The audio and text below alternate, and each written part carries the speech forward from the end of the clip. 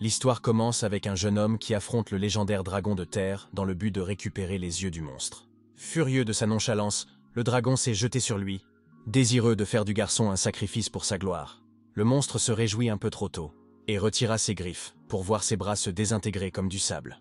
Tandis que le dragon se tordait de douleur, le jeune homme évaluait la puissance nécessaire pour accomplir sa quête. Il enchaîna avec un sort offensif, le vent de décomposition. L'énergie de la mort enveloppa intensément le dragon. Il finit par éroder le corps du monstre mythique. Le globe oculaire roula jusqu'à l'endroit où il se trouvait. Il le ramassa avec enthousiasme. Le jeune homme était impatient de livrer cet objet de quête rare. Malheureusement pour lui, le vent de décomposition était trop puissant, érodant même l'œil du dragon.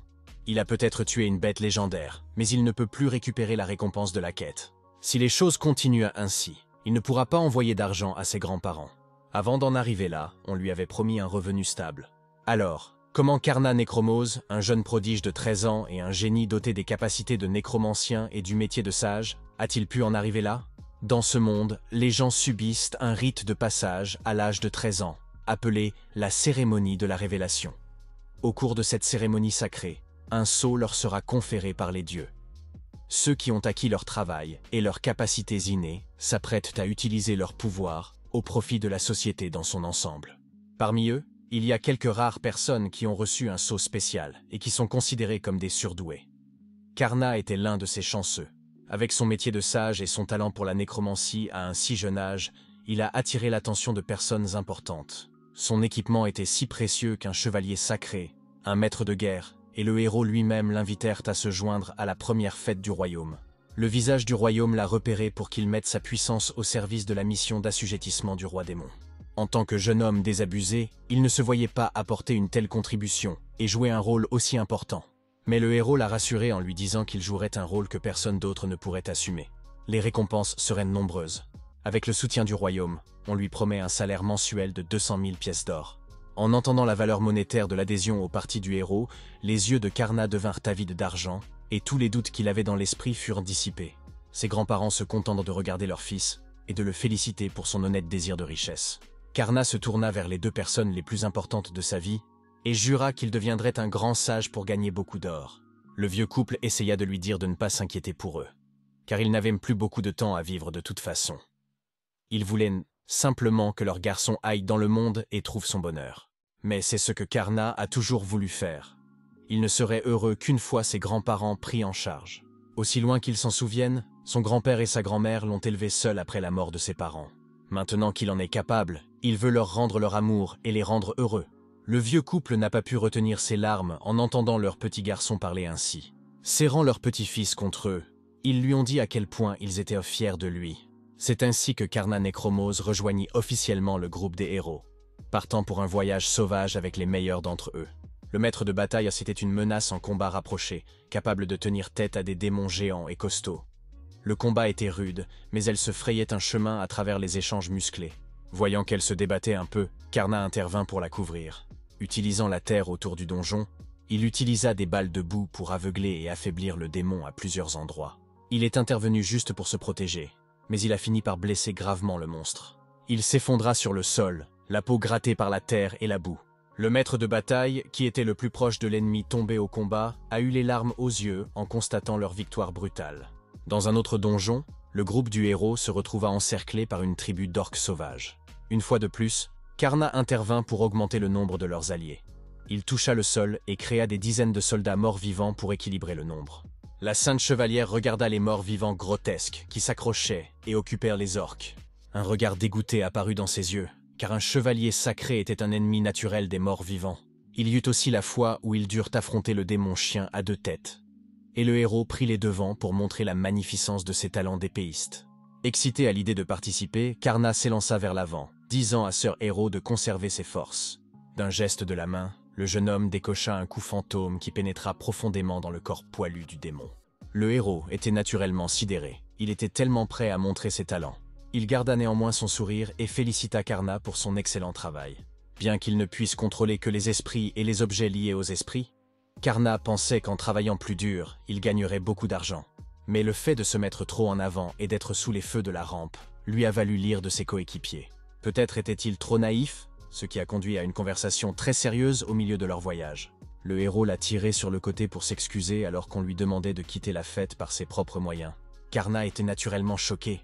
Il faisait son travail correctement, mais il se faisait jeter. Quel genre d'absurdité était cela? Il demanda au héros ce qu'il avait fait de mal. Comme le fait d'être exclu de la fête le mettait dans une situation difficile, le maître de bataille prit la parole, insistant sur le fait que c'était eux qui se trouvaient dans une situation difficile en ce moment. Elle ne peut pas faire son travail d'avant-garde à cause des attaques dégoûtantes de Karna. Elle ne peut même pas imaginer donner un coup de poing à quoi que ce soit qui ait touché ces techniques dégoûtantes. La chevalière a également pris la parole, exprimant ses craintes à l'égard de Karna. C'est juste qu'elle ne supporte pas sa nécromancie d'un point de vue physiologique. Voir les morts vivants lui donne la nausée. Le maître de bataille ajouta qu'il ne l'avait recruté que pour sa magie de renaissance. Maintenant que leur saint chevalier avait appris le miracle de la renaissance, il n'avait plus besoin de son cul. Karna ne put même pas dire un mot pour protester, et se contenta de demander ce qu'il adviendrait de sa récompense, le salaire promis. Sir Hero s'arrêta dans son élan en se souvenant de quelque chose. Se retournant, il expliqua que la période d'essai de Karna n'étant pas encore terminée, il n'aurait droit à aucun paiement de la poche du royaume. Entendre cela faillit briser le cerveau du jeune homme. Le héros prit son visage le plus désolé et s'excusa que les choses se soient finalement passées ainsi. Il sortit 2 pièces d'or de son sac et les donna à Karna en guise de remerciement. C'est ainsi qu'il fut renvoyé de la fête du héros, qu'il se fit escroquer d'un contrat de 200 000 pièces d'or et qu'il ne put envoyer la moindre pièce chez lui. C'est ce jour-là qu'il est devenu un sage au chômage. Pour ne rien arranger, sa mauvaise réputation de sage inutile s'est répandue comme une traînée de poudre. Aucun autre groupe d'aventuriers n'aurait voulu le toucher d'une perche de 10 pieds. Le fait d'avoir été expulsé du premier groupe d'aventuriers a tellement miné son caractère que la recherche d'un emploi ne s'est pas faite sans heurts. Il n'a pas eu d'autre choix que de se mettre à son compte et de devenir un aventurier indépendant. Voilà l'histoire de Karna jusqu'à aujourd'hui. Fixant le globe oculaire décomposé du dragon de terre, il soupira de défaite. Il ne sortit de sa stupeur que lorsque des esprits l'appelant maître réclamèrent son attention. Ils lui faisaient un rapport télépathique parce qu'ils avaient trouvé quelque chose en cherchant. Ces voix spirituelles appartenaient à l'unité de reconnaissance. Au cas où la chasse traditionnelle ne lui rapporterait aucun butin, il avait envoyé quelques esprits à la recherche d'autres objets de valeur qui pourraient servir de récompense. En regardant à travers leurs yeux, il vit quelques coffres vides inutiles, quelques cadavres de soldats inutiles, et une image prometteuse, une porte métallique avec des détails complexes. Il zooma sur cette image et se demanda ce qu'elle contenait. Karna s'arrêta un instant, et le vieil esprit à ses côtés lui demanda ce qui n'allait pas. Sans répondre, le jeune homme s'est mis à courir en direction du portail. Dans son esprit, il se demandait pourquoi il y avait un château entouré de portes à cet endroit. Un château qui dégageait de bien mauvaises ondes. À l'intérieur de cette forteresse d'apparence médiévale, un serviteur démoniaque s'agenouillait devant sa seigneurie, Cecilia Sama, pour l'informer qu'un intrus humain avait été détecté à la porte d'entrée de leur château. Assise sur le trône, une femme voluptueuse était fascinée par l'apparition d'un humain à l'entrée de son château. Elle rougit à l'idée de savoir à quoi ressemblerait ce soi-disant intrus. De retour à l'extérieur, Karna se demanda pourquoi il y avait une structure massive au milieu de nulle part. Il toucha la balustrade de métal froid, et la marque magique sur sa main réagit avec une violente réponse électrique. Gardant son sang-froid, il estima que l'entrée était recouverte d'une puissante barrière. Retroussant ses manches, le jeune homme ne recula pas. Celui qui avait construit ce château voulait empêcher les gens d'y entrer, ce qui signifiait qu'il y avait de fortes chances que des trésors précieux sommeillent à l'intérieur. Karna toucha donc à nouveau la barrière et le métal froid. Cette fois, il utilisa un sort de vieillissement sur la porte. Il ne lui fallut qu'un instant pour désintégrer toute l'entrée du château. Il vieillit le métal jusqu'à le rendre corrosif. Le vieil esprit qui suivait Karna était impressionné par la façon dont il manipulait le flux temporel autour de la barrière. Il y a pensé à la voler, et ça a marché. Maintenant, il était libre d'entrer dans l'inquiétant château, insouciant et excité par le butin qu'il pourrait contenir. Sans son instinct de combattant, il n'aurait pas remarqué la présence étrangère qui l'accueillait à l'entrée. Karna fit un bond en arrière, lorsque des éclairs violets frappèrent le sol à l'endroit où il se trouvait. Un serviteur était sorti pour l'accueillir sur le pont. Ce démon était fasciné par le garçon qui pouvait esquiver ces éclairs en un instant. Tenant une autre boule de foudre comprimée dans ses mains, il loua la vitesse de réaction exceptionnelle du jeune homme.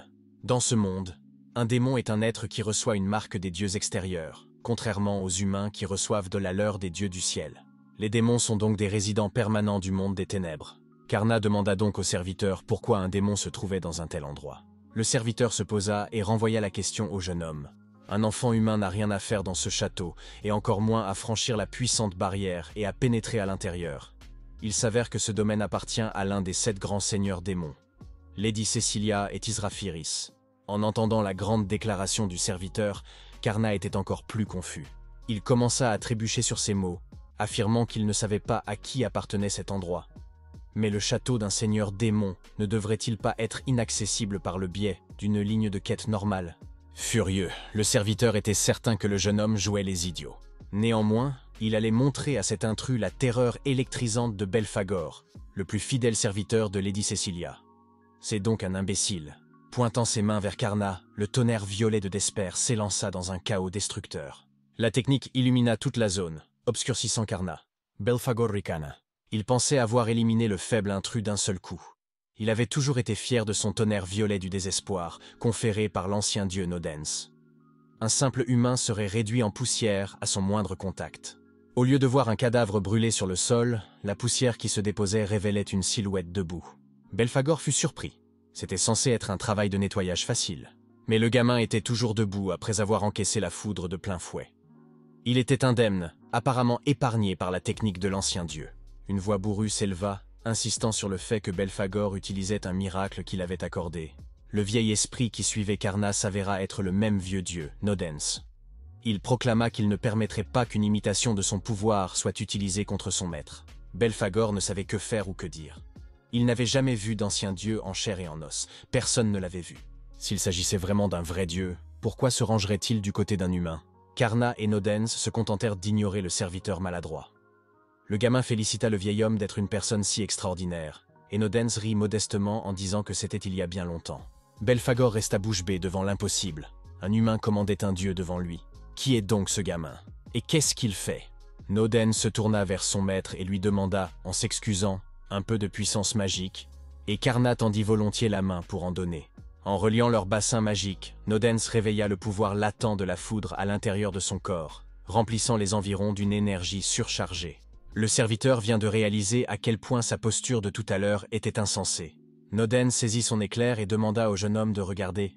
Ce serait une excellente occasion de démontrer la véritable puissance du tonnerre violet de Despair. D'un coup sec, le serviteur le plus haut placé du seigneur démon fut consumé par le tonnerre déchaîné, le choquant au plus haut point. L'attaque était si puissante qu'elle faillit engloutir le château tout entier sous sa lumière dévastatrice. Lorsque le tonnerre commença à s'éteindre, Belphagor n'était plus qu'une victime brûlée et paralysée, gisant sur le sol.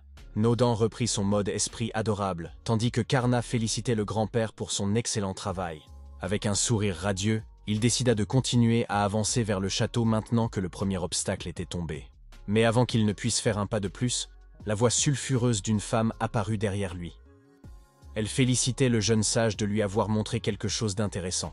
Il n'arrivait pas à mettre le doigt sur cette sensation, mais Karna ne pouvait pas bouger d'un pouce à cause de la pression exercée par la femme.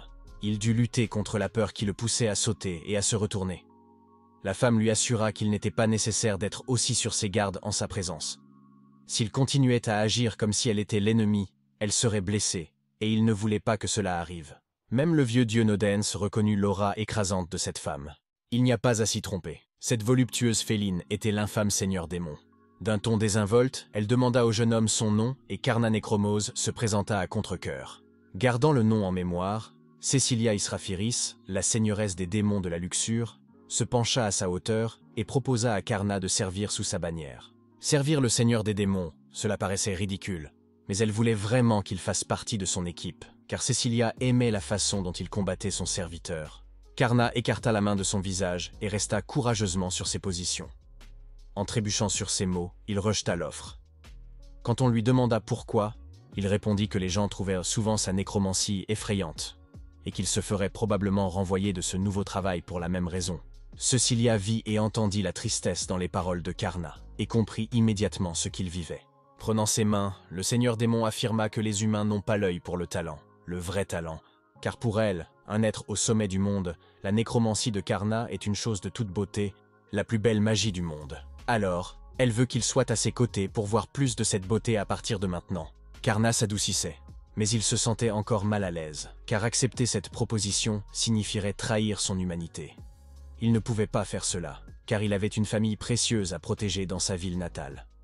De plus, il doit gagner plus d'argent pour offrir à ses grands-parents une vie plus facile et plus confortable. Cecilia sourit sournoisement et lui proposa une prime de signature de 2 millions d'or, ainsi qu'un salaire annuel de 20 millions d'or. Lancer ces chiffres incroyables, en souriant comme si de rien n'était, c'était diabolique. Les yeux de Karna s'illuminent à la perspective des pièces, mais l'offre la plus alléchante est la garantie de la sécurité de sa famille. En entendant tous ces avantages, Karna a immédiatement accepté le travail. C'est ainsi qu'il fut officiellement employé par le seigneur démon de la luxure. Après avoir accepté l'offre d'emploi, Cecilia accueillit Karna dans son immense château. Mais avant qu'il n'entre, elle voulut lui demander une faveur pour des raisons de paix et de commodité. Il devait porter ce qui ressemblait à un masque de dragon avant d'entrer dans le château. Même s'il avait été personnellement repéré par le seigneur des démons, de nombreux démons s'opposeraient à l'arrivée d'un humain dans l'équipe. Karna lui demanda si c'était parce qu'il avait déjà fait quelque chose de mal, mais elle le rassura en lui disant que ce n'était pas de sa faute. Son fidèle serviteur s'était lui aussi réveillé de sa stupeur électrisante, mais il était toujours paralysé. Belphagor se sentit trahi et demanda à son maître pourquoi il acceptait d'accueillir un humain. Elle ne lui lança aucune attaque, ni rien de tel. Elle se contenta de s'accroupir et de le caresser sur la tête, félicitant son serviteur pour son travail bien fait. De tous les démons, c'est Belphagor qui devrait le mieux comprendre sa décision. Après tout, c'était lui qui s'était battu directement contre le jeune homme. N'importe qui avec des yeux devrait voir que Karna serait un grand atout pour l'armée démoniaque. Elle avait donc besoin que Belphagor garde secrète l'identité humaine de Karna. Il était un peu réticent à avaler la pilule difficile au début, mais il finit par céder sous le regard doux du seigneur démon. Karna prit la parole pour demander si les démons détestèrent les humains. Il semblait que le gamin n'avait pas encore une vision du monde entaché. Il ne savait pas pourquoi la guerre éternelle continuait à faire rage, alors Cecilia décida de lui raconter une petite histoire du passé. Il y a bien longtemps, les anciens dieux sont descendus du monde extérieur pour vaincre les dragons qui dominaient l'humanité par la force. Les peuples sauvés de leurs dictateurs draconiques adoraient les dieux qui les avaient sauvés. Mais l'avidité de l'humanité a fini par voler le pouvoir des dieux et les a enfermés. Dans sa rage, l'un de ces dieux, connu sous le nom de Bastet, a créé des démons à partir de sa haine pour les humains, avant d'être rapidement scellé avec les autres divinités. Les démons ont hérité de la malice et de la haine de leur créateur. C'est pourquoi ils haïssent les humains jusqu'à l'os. C'était la première fois que Karna entendait cette version de l'histoire. Il ne pouvait s'empêcher de se sentir un peu coupable d'être lui-même un humain. Mais Cecilia l'incita à ne pas voir que le mauvais côté de l'histoire. Bien qu'elle soit née de la soif de pouvoir, l'humanité a également façonné de magnifiques cultures autour de la bonté et de l'amour. Les humains ont tracé leur propre voie. Ils ne devraient donc pas être définis par les actes de ceux qui les ont précédés. En entendant cela, Karna se sentit un peu mieux. Il ne savait pas encore quelle était sa place dans l'équipe du Seigneur Démon, mais il était prêt à faire de son mieux. Il ferait tout ce qu'il faut pour envoyer de l'argent à son pays. C'est donc avec enthousiasme qu'il demanda à sa nouvelle patronne ce qu'il devait faire en premier. Cecilia rit, appréciant son enthousiasme. Belphagor ouvrit la porte principale du château et demanda l'attention de tous. Il présenta leur nouveau camarade masqué comme un magnifique démon, qu'il avait vaincu en commandant à un vieux dieu. Le personnel démoniaque du château semblait un peu sceptique, car il sentait une légère odeur humaine. Mais les mots de Lord Belphagor avaient beaucoup de poids. Le fait que les serviteurs les plus haut placés aient été incapables de convaincre les autres démons que Karna était l'un d'entre eux n'arrangeait pas les choses.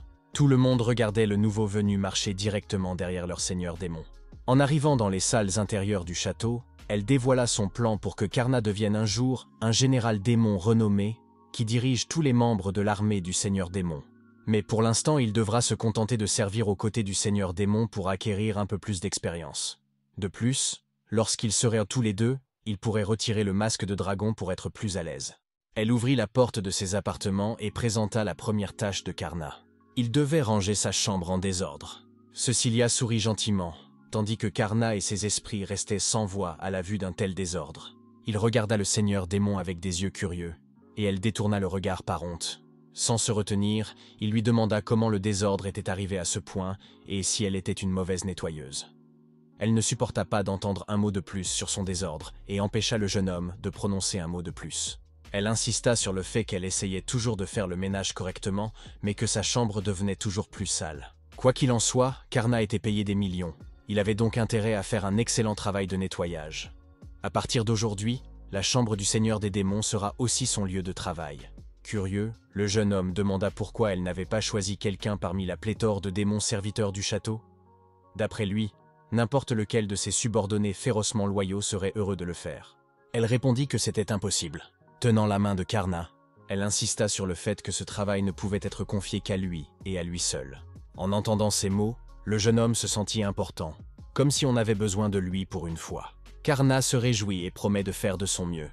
Cecilia apprécia son dévouement exceptionnel. En sortant de la pièce, elle ajouta qu'elle serait de retour dans la nuit et qu'elle attendait avec impatience de voir ses progrès. Karna regarda ses compagnons spirituels et renforça sa détermination. Même si le chaos semblait effrayant, au moins il ne serait pas seul pour y faire face. À la grande surprise de l'esprit, son plan pour commencer ce processus de nettoyage décourageant était de ramasser un des livres éparpillés sur le sol et de le lire. Le vieil homme Nodens lui demanda quel était le principe de cette lecture, et Karna insista sur le fait qu'il ne s'agissait pas d'un jeu. Comprendre la culture et les goûts des démons aiderait à faire un bon nettoyage, après tout. Il avait pour objectif de créer la chambre idéale de Cecilia, en se basant sur ce qu'elle aimait. Cela prendrait une éternité. Alors il a utilisé ses esprits pour enquêter par le biais de la détection des fantômes. Chacun de ces fantômes prenait des livres et transmettait leur contenu directement à Karna, grâce à l'apprentissage par l'ectoplasme. C'était une compétence exceptionnelle. Voyant le jeune homme pousser son esprit à la limite, le vieux Nodens lui rappela de ne pas aller trop vite et trop fort. Le vieux dieu craignait que le jeune homme ne surchauffe en essayant de tout mémoriser en même temps. Mais son inquiétude s'avéra infondée car Karna mémorisa tout le catalogue de livres en quelques minutes, choquant même le vieux dieu. Grâce à l'aide des fantômes, il avait pu absorber autant d'informations aussi rapidement, et il les remercia donc comme il se doit. Maintenant qu'il possédait le plan de la culture démoniaque, il était temps de nettoyer la pièce à sa guise. La nuit tomba. Cecilia ouvrit la porte de sa chambre et découvrit une image bien différente de celle d'il y a quelques heures. Chaque recoin de sa chambre brillait pratiquement, et elle était polie et propre. L'agencement de la pièce était optimal et tout était adapté à ses goûts. Karna en attribuait tout le mérite à ses compagnons spirituels. Grâce à leur travail acharné, il avait pu terminer en un rien de temps. Appréciant sa nouvelle chambre, le seigneur démon se tourna vers Karna et les fantômes pour les remercier comme il se doit. Le jeune homme avait vraiment dépassé ses attentes, et elle était heureuse qu'il soit entré dans sa vie. Affichant un sourire sincère et lumineux, Karna était heureux de pouvoir rendre service. Il souleva également une question qu'il s'était posée en extrayant des informations de l'ensemble du catalogue de livres. Il a demandé si Cecilia lisait des livres humains. Karna avait trouvé quelques livres d'auteurs humains sous le lit du seigneur démon. Il prit donc l'initiative de les ranger sur l'étagère avec d'autres ouvrages. Qui aurait cru que le seigneur démoniaque de la luxure s'intéresserait aux biographies humaines, aux recueils de poésie, aux livres de cuisine, et plus surprenant encore, aux romans d'amour. Entendre divulguer son plus grand secret fit tressaillir le seigneur des démons, dont les joues rougirent intensément. Elle voulut se défendre, mais elle n'arrivait pas à trouver une raison pour laquelle elle lisait des romans d'amour. Lorsque Karna lui demanda si elle aimait les humains, Cecilia perdit son habituelle attitude sulfureuse et dominante. Elle lui prit les livres des mains et demanda à Karna de garder ses goûts secrets. C'est que son rêve ultime était de créer un monde où démons et humains pourraient vivre heureux tout en préservant leurs cultures respectives. Pour cela, elle avait étudié la culture humaine autant qu'elle le pouvait. Au cours de ses études, elle a découvert combien de choses humaines étaient inconnues des démons. Parmi ces concepts, le plus important était le caractère sacré de l'amour et du mariage. C'est la raison pour laquelle les romans d'amour se classent en tête de sa collection de livres en termes de volume. Cecilia se sentit gênée par le fait que sa nouvelle subordonnée savait déjà qui elle était vraiment au fond d'elle-même. Remettant le livre qu'elle tenait à la main à sa place, elle referma délibérément l'espace qui les séparait. Ce vilain garçon avait vu tout ce qu'elle cachait désespérément depuis longtemps. Ce n'était pas juste qu'il la connaisse et qu'elle ne le connaisse pas. Elle ne laissa pas un centimètre à Karna pour s'éloigner de son corps. Le jeune homme au sang rouge s'efforçait de se concentrer sur autre chose que les globes massifs devant lui. Avec un regard vaguement séducteur, la démone de la luxure exprima son désir d'en savoir plus sur Karna Necromose. Elle descendit lentement ses mains jusqu'à son épaule. Tous deux étaient rouges au visage, rougissant abondamment. Puis elle posa la grande question. Comment en est-il arrivé à passer un contrat avec les anciens dieux? Un peu déçu, le jeune homme demanda à Cecilia si c'était tout ce qu'elle voulait savoir. Passant ses ongles dans son cou, elle le taquina en lui demandant ce que Karna imaginait qu'elle lui demanderait. Il a insisté sur le fait qu'il ne pensait à rien de particulier, mais son visage troublé en disait tout autrement. Quoi qu'il en soit, aujourd'hui, il appelle ses anciens dieux ses grands-parents. Ces êtres tout-puissants, dont les Nodans, étaient autrefois ses voisins. Intriguée par sa réponse, Cecilia lui demanda d'entrer dans les détails. Eh bien, tout s'est passé juste après qu'il ait reçu sa marque lors de la cérémonie de révélation. Ses vrais grands-parents s'étaient fait piéger en achetant un terrain entouré de la présence obsédante d'esprits. Ils craignaient d'avoir du mal à joindre les deux bouts s'ils ne pouvaient pas agrandir la ferme à cause des miasmes de la mort. Le vieux couple ne voulait pas inquiéter son petit-fils à un moment crucial de sa vie. Mais Karna savait. Il l'a toujours su. Le garçon ne voulait pas laisser ses vieux grands-parents se débrouiller seuls avec ce problème. Alors, une nuit, alors qu'ils dormaient tous les deux, accablés par les problèmes financiers, Karna s'est faufilé hors de la maison pour trouver une solution par lui-même. Il a escaladé leur clôture en bois et a couru autour de la parcelle de terre vide et stérile. S'ils parvenaient à agrandir leur ferme, ses grands-parents seraient heureux et leurs problèmes d'argent s'en trouveraient allégés. Le garçon voulait les remercier de l'avoir élevé, quoi qu'il en coûte. Retroussant sa manche et révélant sa nouvelle marque, il avait l'intention de leur rendre l'appareil. Même si la nécromancie ne peut pas purifier les malédictions, il avait toujours la capacité de rassembler et de disperser les esprits vengeurs. Canalisant le pouvoir des morts dans sa main, il toucha le sol aride et libéra la dispersion des rancunes. Le pouvoir de la nécromancie se répandit sur le sol, proliférant dans toute la terre infertile. À la grande surprise du jeune homme, il semblait y avoir quelque chose d'étrange, juste en dessous de l'endroit où il avait jeté son sort. Sans aucun signe de fragilité, le terrain sur lequel il se trouvait s'effondra, faisant plonger Karna dans une obscurité sans fin. Le trou était si profond et la chute si longue qu'un atterrissage brutal en contrebas pouvait signifier une mort certaine. Heureusement, il était rapide sur ses pieds et puisa immédiatement de l'énergie dans sa marque. Grâce à sa magie de nécromancie, il appliqua un coussin de boue sur le point d'atterrissage afin d'atténuer le choc. Grâce à sa rapidité d'esprit, Karna atterrit sans encombre au fond de la fosse. En regardant en haut, il n'arrivait pas à croire qu'un trou caché aussi énorme se trouvait sur la terre de ses grands-parents. Tournant la tête pour scruter l'endroit, il vit ce qui ressemblait à une petite pyramide. À l'architecture impressionnante. Cela ressemblait beaucoup à un donjon. Pourquoi y aurait-il un donjon aussi imposant sous les terres agricoles? C'est la question qui lui vient à l'esprit. C'était peut-être la source de cette malédiction, qui attirait les esprits vengeurs et empêchait la terre de produire des récoltes. Décidé à aller voir, un vieil homme tenant un trident du tonnerre lui ordonna de stopper son avancée. En effet, c'était la première fois qu'il rencontrait l'ancien dieu, Nodens, et un dragon qui gardait le donjon. Sans aucune crainte, Karna demanda au vieil homme qui il était. Nodens se présenta, ainsi que les autres habitants de ce donjon caché, comme des esprits divins. Cet endroit est leur lieu de repos, leur cimetière. En apprenant qu'il venait de tomber sur la tombe des dieux, Karna paniqua comme n'importe qui dans sa situation. Levant le trident du tonnerre vers le visage du jeune homme, Nodens affirma que ce n'était pas un endroit pour les humains et que le gamin devait partir sur le champ. Karna tremblait peut-être de peur dans ses bottes, mais il ne pouvait pas s'en aller comme ça, alors qu'il était venu explicitement pour lever la malédiction qui pesait sur la terre. Nodens leva son trident et entendit un autre humain le défier. Un dieu lui donna un sentiment de nostalgie. Il prit cela comme un défi formel, et ses éclairs violets désespérés jaillirent de toutes parts. Anticipant l'arc de la foudre, Karna réagit de façon appropriée en atténuant l'attaque électrique avec son coussin de boue. Malheureusement pour le garçon, un peu de terre boueuse et ruisselante ne suffisait pas à arrêter l'attaque caractéristique d'un dieu. L'éclair violet désespérant déchira la boue et donna au garçon le baiser de la mort électrisante. Il fut paralysé par l'attaque. Nodens se tenait debout, sans même transpirer. Au moment où l'ancien dieu s'apprêtait à se retirer dans sa tombe, persuadé que le garçon était fini, Karna se leva lentement. Il en profita pour tirer quelques balles de boue, alors que le vieux dieu lui tournait le dos. L'attaque tomba naturellement à plat, face au mur d'éclairs violets de Nodens. Résister à une attaque et en renvoyer une à l'ennemi était extrêmement épuisant. Même le vieux dieu était surpris que ce simple enfant mortel ait encore la force de se tenir debout. Il décida donc d'être un peu plus sérieux et s'engagea dans un échange d'attaques plus rapide. Ses attaques désinvoltes étaient neutralisées à chaque fois. Karna se débattait, mais ses attaques debout bien placées étaient très efficaces. À la fin de leurs affrontements rapides, le vieux dieu s'arrêta dans son élan. Surpris par la résistance du gamin. Qu'est-ce qui pouvait bien pousser un garçon à agir de la sorte? N'importe quel prodige ordinaire aurait plié bagage dès qu'il aurait vu un vieux dieu. Mais ce garçon se battait bec et ongle, quels que soient les dégâts qu'il subissait. Ce qui motivait Karna, c'était le visage triste de ses grands-parents lorsqu'ils regardaient les terres agricoles stériles. Il avait décidé de les faire sourire, et il ferait tout ce qui était en son pouvoir pour protéger ces sourires. Grâce à son pouvoir, il s'était juré de lever la malédiction qui pesait sur la terre. Nodens arrêta son barrage d'attaque pour dire que le garçon avait de bons yeux, des yeux gentils. Nodens et les autres esprits divins s'approchèrent de Karna. Les anciens dieux pensaient que s'ils accompagnaient le voyage de cet enfant, ils pourraient être témoins de quelque chose d'intéressant en cours de route. C'est ainsi qu'il a passé un contrat avec son grand-père Nodens. Ce vieux dieu emprunte parfois la magie quasi illimitée de Karna pour lui donner une forme physique.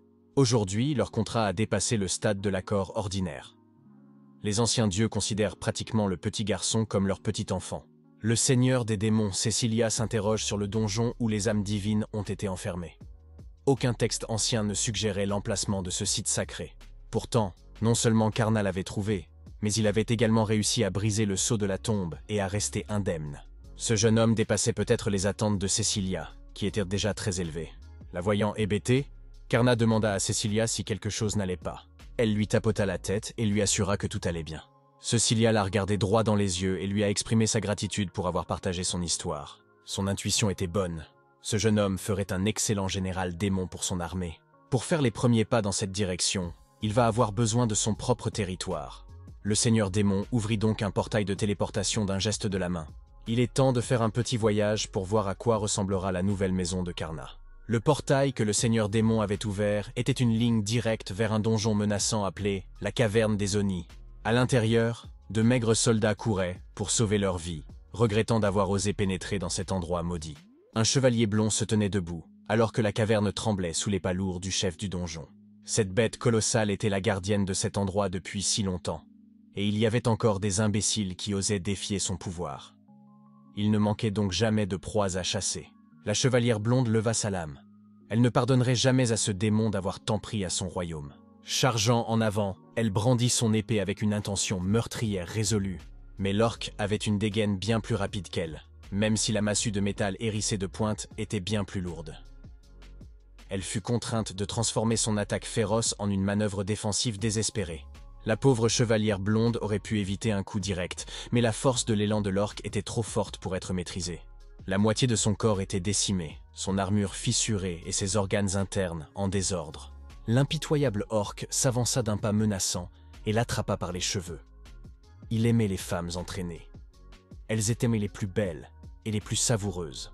En soulevant le chevalier, il entendait démontrer le fait immuable que les humains n'étaient rien d'autre que de la nourriture pour démons.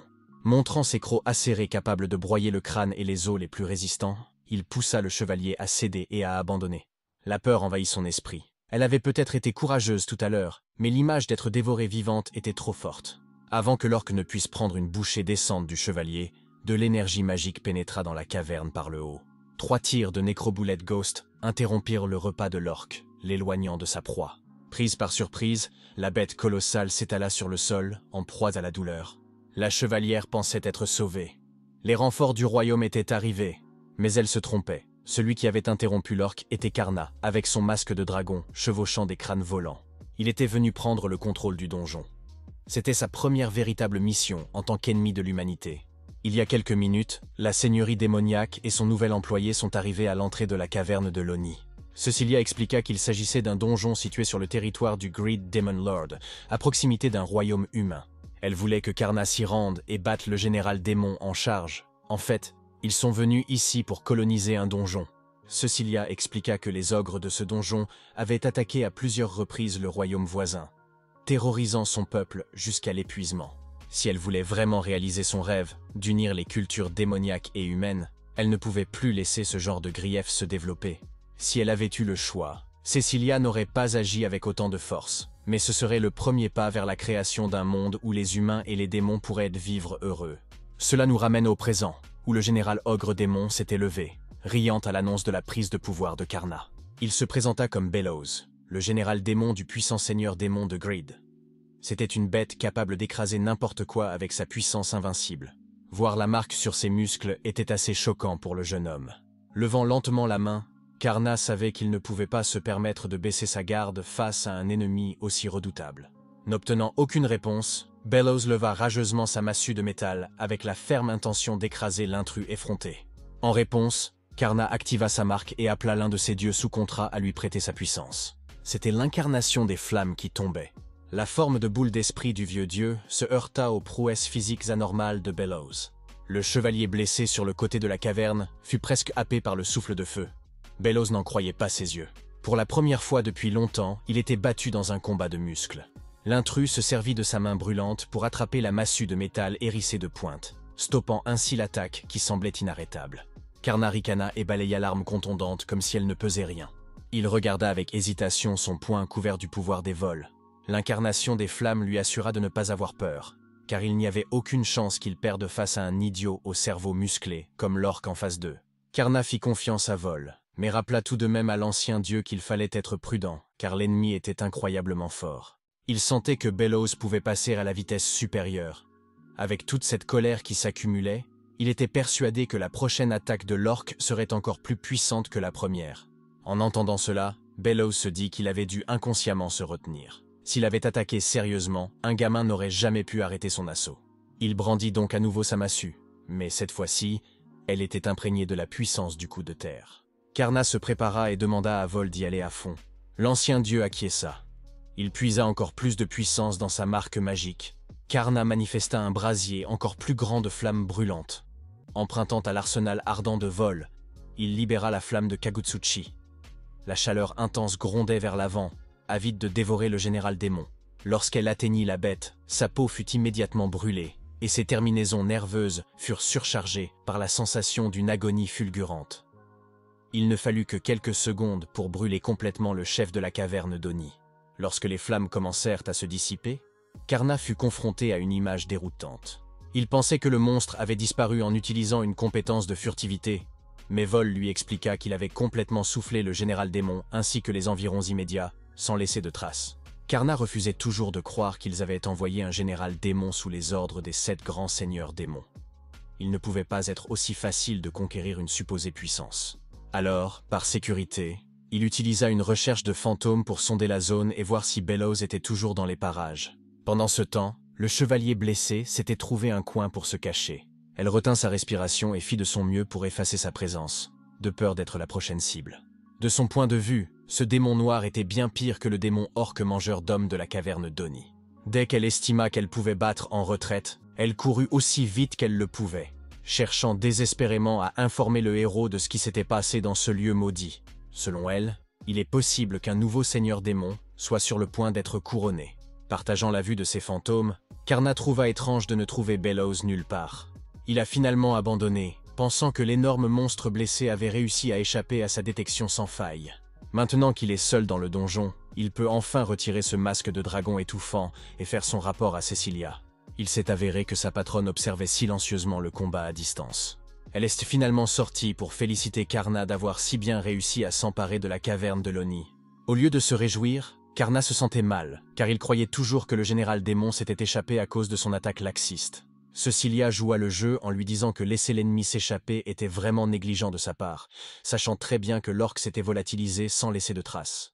Le jeune homme était déçu de ne pas avoir accompli la mission sans faille, mais Cecilia était plus concentrée sur le fait qu'elle venait d'assister au sort interdit de l'ancien dieu Volvados. L'Inokagutsuchi est une technique utilisée dans les plus hautes sphères de la destruction. C'est la première fois qu'un seigneur démon comme elle assiste à quelque chose d'aussi puissant. Elle se demandait donc quelle puissance ce jeune homme cachait en lui. Rien que de penser à son potentiel, elle trépignait d'excitation. Quoi qu'il en soit, il est temps de se remettre en selle et de passer à l'étape suivante pour devenir un général démon officiel. Cecilia sortit un diamant violet et le tendit à Karna. C'était le symbole d'un maître de donjon officiel, le noyau de donjon. Prenant la gemme dans ses mains, le jeune homme confus demanda à quoi servait cette chose. Le seigneur démon lui expliqua qu'avec ce joyau, il pouvait librement créer un labyrinthe, un château, ou tout ce qui lui venait à l'esprit pour façonner un donjon digne d'un général démon servant sous ses ordres. À partir d'aujourd'hui, la caverne d'Oni appartient officiellement à Karna. Il pouvait donc maintenant créer sa salle idéale pour marquer son territoire. Cela remonta rapidement l'humeur de Karna. Il aimait l'idée de construire son propre espace à partir de rien. En regardant à l'extérieur de la caverne d'Oni, on pouvait voir les conséquences de l'attaque redoutable de Karna. Un trou brûlant plus grand que l'entrée du donjon elle-même.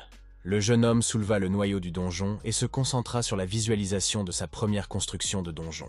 Le sol devant lui se déplaça et se souleva, produisant des pierres tombales un peu partout. Avec un large sourire, il annonça fièrement que sa première structure était terminée. Il s'agissait d'un petit monticule rempli de tombes. Il était très fier de sa création. Cecilia lui demanda pourquoi il construisait quelque chose d'aussi sinistre. Il répondit que la magie de création de la nécromancie ne peut faire que des choses comme ça. Ouvrant avec enthousiasme la porte de sa nouvelle maison, il invita son patron à en visiter l'intérieur, qu'il trouvait étonnamment douillet. Comme il l'avait annoncé, l'intérieur de sa nouvelle chambre était un véritable spectacle. Même le seigneur démon de la luxure, qui a l'habitude de voir des structures somptueuses, fut surpris de voir une chambre aussi charmante. Ce que Karna a préféré, c'est le coussin monstrueux et moelleux qu'il a placé au milieu de la pièce. Pendant qu'il profitait de son nouvel espace, Cecilia lui demanda poliment d'emprunter le noyau du donjon pour un moment. Il lui rendit volontiers la gemme et lui demanda ce qui se passait. Elle a répondu que s'il disparaissait, elle se retrouverait sans personne pour s'occuper de ses besoins, ce qui n'est pas possible. Alors, pour remédier à ce problème, elle utilisa le noyau du donjon, tirant parti de son potentiel mieux que Karna. Grâce à sa riche magie spatiale, elle ouvrit un cercle magique qui servit de portail au milieu de la pièce confortable. Voyant le visage surpris et alarmé de Karna, Cecilia expliqua qu'elle venait de créer un portail. Cecilia expliqua qu'elle venait de créer un chemin direct vers sa chambre. Clin d'œil séducteur, ses paroles sonnaient alors comme un véritable flirt. Le jeune homme n'était pas insensible au charme du seigneur démon de la luxure, mais il n'est encore qu'un jeune homme naïf et ne peut pas gérer la possibilité d'avoir un accès illimité à la chambre de Cecilia. Elle fit taire ses inquiétudes d'un doigt sur ses lèvres. Le seigneur des démons a insisté sur le portail car elle faisait entièrement confiance à Karna. Cecilia le taquina alors sur le fait qu'il avait prévu autre chose avec le portail. Avec un air enjoué, elle semblait s'amuser à faire se tortiller Karna de plus en plus à son contact. Le cœur du pauvre jeune homme ne pouvait supporter autant de stimulation et de taquinerie. Il tenta finalement de protester contre toutes ces provocations, mais elle se contenta de le traiter comme un adorable animal de compagnie. Assez parlé de démons aguicheurs, voyons un peu ce qui se passe dans la guilde de la capitale royale. Il semblerait que la nuit qui a survécu à la redoutable prise de contrôle de la caverne d'Oni ait réussi à faire un rapport aux autorités. La capitale s'est empressée de lancer une nouvelle quête d'asservissement. Un avis de recherche a été lancé pour l'ennemi inconnu qui a vaincu le général démon de la cupidité d'un seul coup de feu. Un adversaire redoutable, c'est le moins qu'on puisse dire. La capitale pense qu'il n'y a qu'un seul homme capable de faire le travail, l'homme qui se trouve au sommet des limites humaines. Cet homme a souri lorsqu'il a entendu parler d'un travail qui nécessitait ses compétences particulières. Il s'agit bien sûr du héros narcissique arnaqueur et de ses deux horribles compagnons d'aventure, l'insupportable maître de bataille et l'irritant chevalier saint. Le héros a plaisanté en disant qu'il pourrait prendre cette mission comme un échauffement avant de commencer officiellement l'asservissement du roi démon. L'homme qui leur demandait de l'aide était ravi que le célèbre héros accepte sa requête, mais ce bâtard cupide ne le ferait que si la récompense était généreuse. Avant qu'il ne puisse officiellement se charger de la mission d'asservissement, une autre personne dans la pièce demanda au héros d'attendre une minute. Elle se tenait dans un coin, affirmant que combattre un ennemi inconnu serait trop dangereux, et qu'il devrait donc reconsidérer ce qu'il s'apprêtait à faire. Le héros soupira et rit, assurant à leur quatrième membre qu'il n'y avait pas lieu de s'inquiéter de cette mission hétéroclite. Grâce à ce tremplin pratique qu'est Karna Nécromose, leur chevalier sacré a enfin appris et maîtrisé la magie de résurrection, ce qui lui assure un soutien stable quoi qu'il arrive. Le héros a vu dans cette mission sa chance de briller. Cela fait un moment qu'il attend de pouvoir défier un gros bonnet. Il pensait que cette fille était rancunière, car il avait renvoyé le nécromancien qu'elle avait personnellement recommandé pour le groupe. Aïcha, qui portait une armure légère adaptée à la mobilité, se contenta de regarder le héros avec apathie. Karna était tranquillement assis à l'intérieur de sa confortable création du cimetière, attendant que Lady Cecilia traverse le portail au milieu de sa chambre. Elle était un peu en retard. Cela déçut le jeune homme. Elle avait dit qu'ils prendraient le petit déjeuner ensemble, mais elle risquait de ne pas se montrer. Val rationalisa en disant que le seigneur démon dormait peut-être encore. Nodins proposa d'aller la réveiller. Karna se leva et se dirigea vers le portail. Il se sentait mal d'entrer dans la chambre d'une dame sans sa permission, mais cela faisait partie de son travail, n'est-ce pas? Il finit par atteindre la chambre bien rangée du seigneur démon, tout en portant le masque de dragon, et tenta de la réveiller avec précaution. À la grande surprise du jeune homme, le seigneur démoniaque de la luxure s'était couché en ne portant que des sous-vêtements transparents. Lady Cecilia ouvrit lentement les yeux, surprise de voir une silhouette familière se dresser au-dessus de son lit. Sans se préoccuper du jeune homme qui se trouvait dans la chambre, elle effectua quelques étirements matinaux qui firent presque tomber Karna à genoux. Lorsqu'elle essuya adorablement la somnolence de ses yeux, elle n'avait pas l'air d'un être puissant à la tête d'une gigantesque armée de démons. Elle avait juste l'air d'une belle dame endormie. Lady Cecilia s'excusa de s'être endormie trop longtemps, et Karna ne s'inquiéta même pas de son retard s'il pouvait voir cette vue tous les matins. Refusant de se lever de son lit douillet, elle commença à demander une nouvelle sieste de 5 minutes. Elle invita même Karna à rester avec elle quelques minutes. Elle n'avait besoin que de quelques minutes pour quelqu'un comme Karna. Il lui fallut un peu de persuasion, mais il finit par la faire sortir du lit et se diriger vers le réfectoire. Pour s'excuser d'avoir été si vilaine tout à l'heure, Cecilia demanda à ses employés de préparer un somptueux petit déjeuner digne d'un roi. Il était si bon que Karna se demanda s'il méritait un traitement aussi luxueux. Cecilia lui assura qu'il pouvait faire ce qu'il voulait, car il s'agissait d'un repas spécial pour les humains, préparé par le chef cuisinier du château. Lorsqu'il eut enfin la viande en bouche, tous ses soucis et ses doutes s'envolèrent. Alors qu'il était en train de mâcher et d'engloutir de la bonne nourriture, il remarqua un autre type de vibration.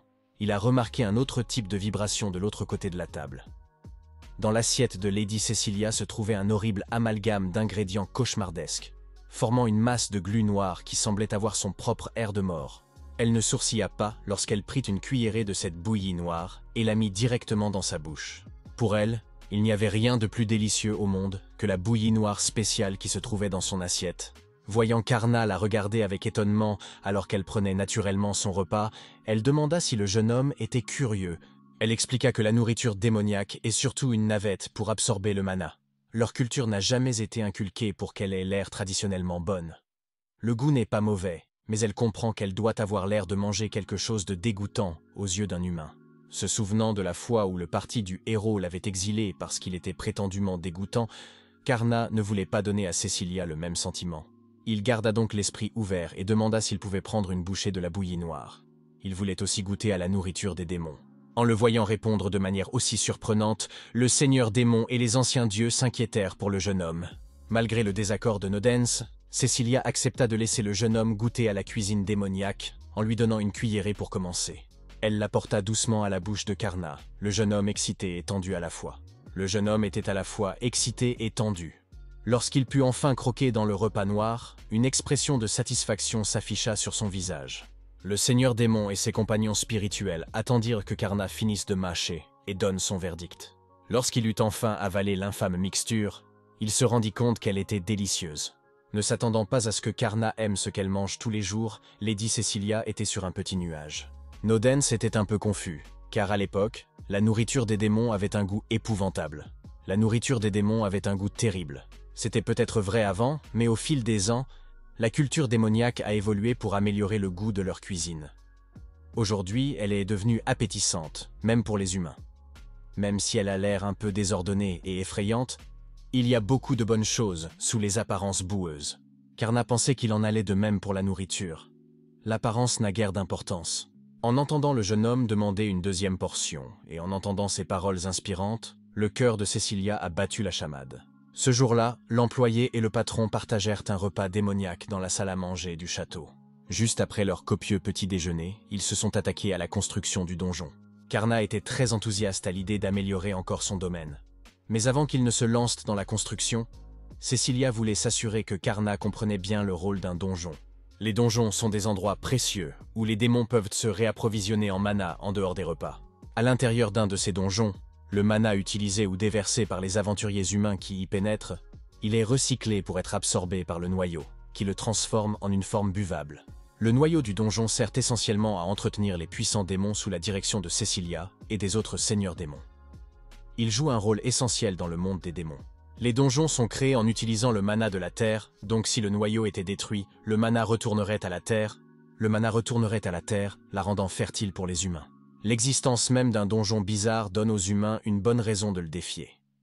Il a été intelligemment conçu pour attirer des aventuriers pleins d'espoir. Cela pose un autre problème, celui de la défense du donjon lui-même. En particulier la caverne d'Oni, un donjon situé à la frontière des territoires des rois humains et des rois démons. Positionné dans une terre litigieuse, la fréquence des attaques est beaucoup plus élevée. En entendant cette explication, Karna prit la résolution de travailler très dur pour améliorer la vie de tout le monde. Lâchant ses fantômes dans son nouveau domaine, il leur demanda de faire de leur mieux dans les tâches à venir. Loin de la caverne d'Oni, portons notre attention sur le lointain pays imaginaire générique où rôdent les monstres. Mais ces monstres vont avoir un réveil brutal. Le héros et sa lame de lumière sacrée ont déchiré tous les monstres de bas niveau comme un couteau chaud dans du beurre. Le héros n'a même pas transpiré. Après tout, il tuait surtout en un seul coup. Souriant jusqu'aux oreilles, il était excité à l'idée d'aller encore plus loin, car il lui suffirait d'un peu plus de route pour atteindre le donjon cible. Pendant ce temps, son groupe n'était pas au mieux de sa forme. Le maître de bataille était en froid avec la Sainte Nuit. Elle lui reprochait d'avoir été blessé par une bande de faibles.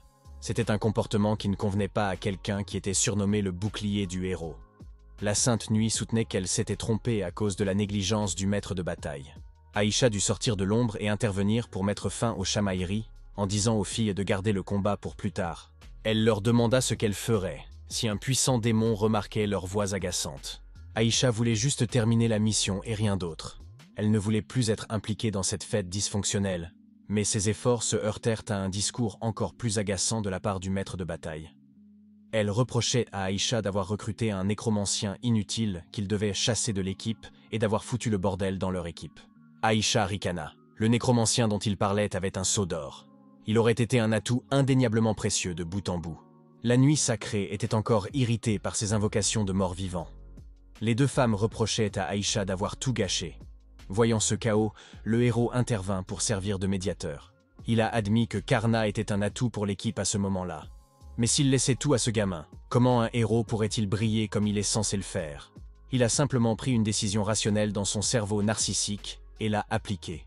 Le problème étant à nouveau balayé, les dames suivirent le héros jusqu'à la zone rocheuse où se trouvait le donjon.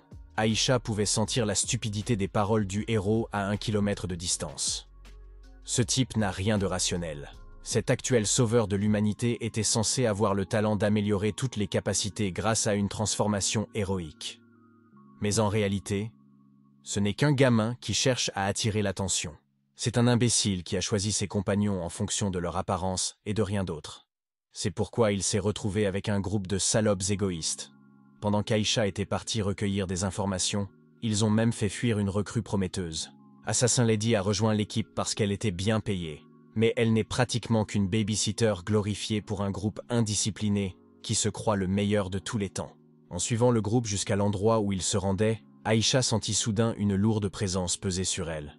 C'était si palpable que l'air était suffocant et qu'elle ne pouvait pas lever le pied pour faire un pas de plus. Cette aura divinement sinistre suintait de l'entrée du donjon.